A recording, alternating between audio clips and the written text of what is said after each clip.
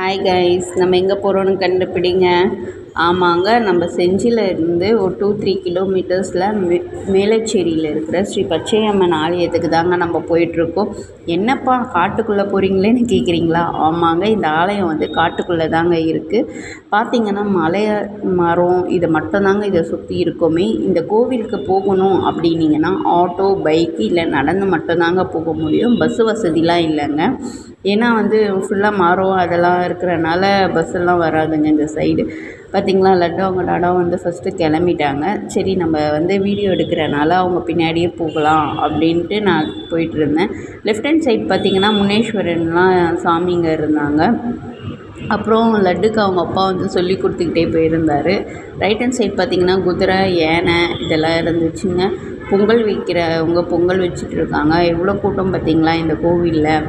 இங்கே இருக்கிற இந்த மரத்தை பார்த்திங்களா, இந்த மரத்தில் வந்து குழந்தை இல்லாதவங்க தொட்டில் வாங்கி கட்டி வேண்டுனாங்க அப்படின்னா அடுத்த வருஷமே அவங்களுக்கு கண்டிப்பாக குழந்த பிறக்குங்க. அதுதாங்க இந்த கோவிலோட இதுவே.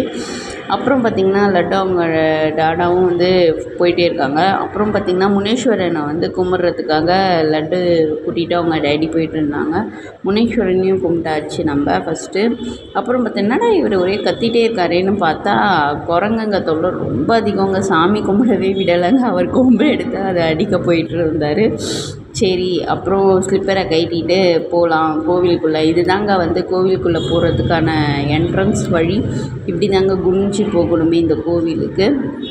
இந்த கோவில் பார்த்திங்களா, உள்ளே போனோன்னே எப்படி இருக்குன்னுட்டு ஃபுல்லாக மலை மட்டும்தாங்க இருக்குமே. இங்கே வேறு எதுவுமே கட்டியிருக்க மாட்டாங்க.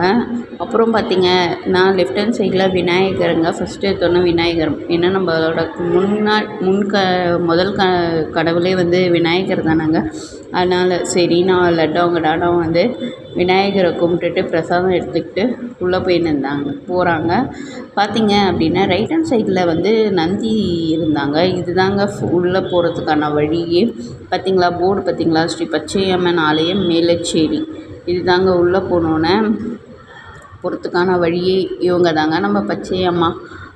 லட்டு பார்த்திங்களா, சாமி எப்படி கும்பிட்டுட்ருக்கா.